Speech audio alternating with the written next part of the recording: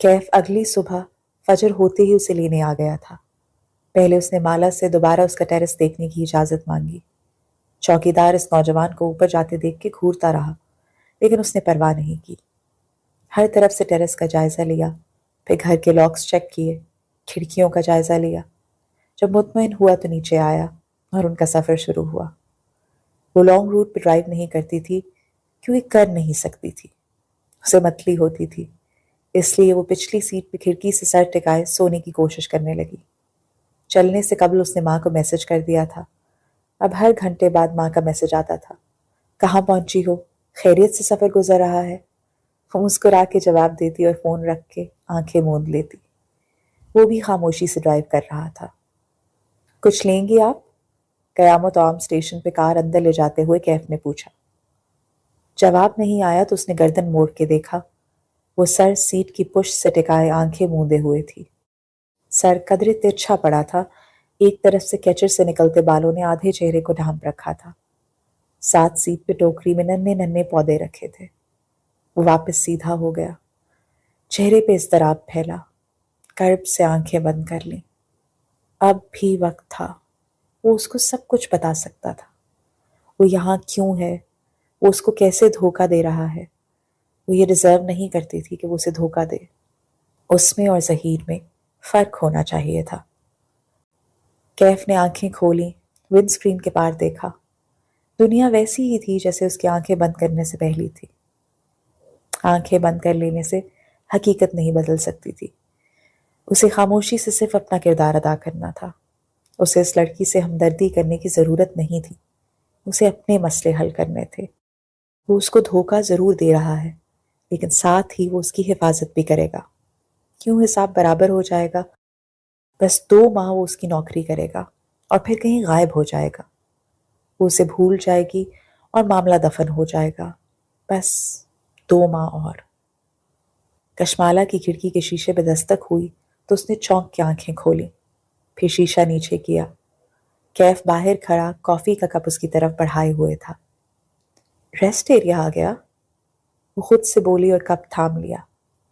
آنکھوں میں ابھی تک کچی نیند تھی۔ وہ گھوم کے واپس ڈرائیونگ سیٹ تک آیا۔ اپنی کافی اس نے کپ ہولڈر میں رکھی اور سیٹ بیلٹ پہننے لگا۔ ایک بات پوچھوں آپ سے؟ کار سٹارٹ کرتے ہوئے بولا۔ وہ کافی کے گھونٹ بھرتے ہوئے اسے سنے گئی۔ آپ کے پاس کوئی فیوچر پلان تو ہوگا، دوبارہ سے اپنا کام سیٹ کرنے کا پلان؟ تمہارا مطلب ہے کامیابی کا نیا پلان؟ وہ باہر دیکھتے ہوئے تلخی سے مسکرائی۔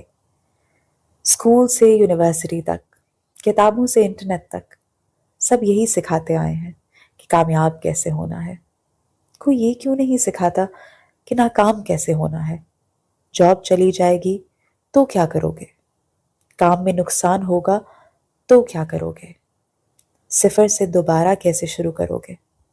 سب ہمیں کامیابی کے لیے تیار کرتے ہیں، کوئی ہمیں ناکام ہونے کے لیے تیار کیوں نہیں کرتا؟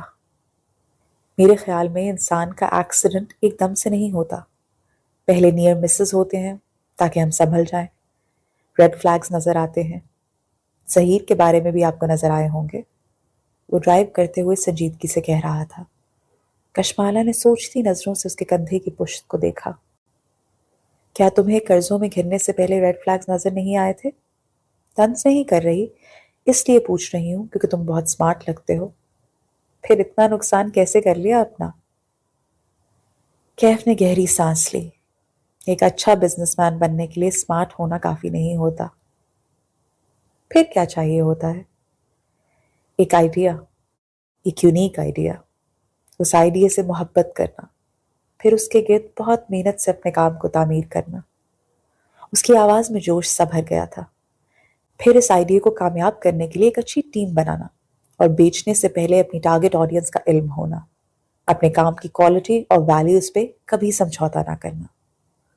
وہ اسٹیئرنگ وہیل پہ ہاتھ جمائے بولے جا رہا تھا اور وہ انگلیوں پہ گن رہی تھی۔ مگر یہ سب کافی نہیں ہوتا باس، بزنس میں ترقی یہاں سے آتی ہے۔ ایک ہاتھ اسٹیئرنگ سے ہٹا کے اپنی پیشانی پہ دستک دی۔ آپ کی پیشانی کے بخت سے۔ کشمالہ نے تعجب سے ابرو اٹھائی۔ یعنی قسمت؟ یعنی قسمت، اس نے تائید میں سر ہلایا۔ تم کہہ رہے ہو کہ انسان کی قسمت اس کی محنت سے زیادہ ضروری ہے؟ محنت اور بزنس کی سمجھ بوجھ یہ لازم ہے، لیکن اس کے باوجود بھی ہم فیل ہو جاتے ہیں کیونکہ اس چیز میں ہمارا بخت نہیں ہوتا، لیکن وہ کسی دوسری چیز میں ضرور ہوتا ہے۔ آپ کا اگر بخت ریسٹورانٹ میں نہیں ہے تو شاید وہ کسی اور کام میں ہو۔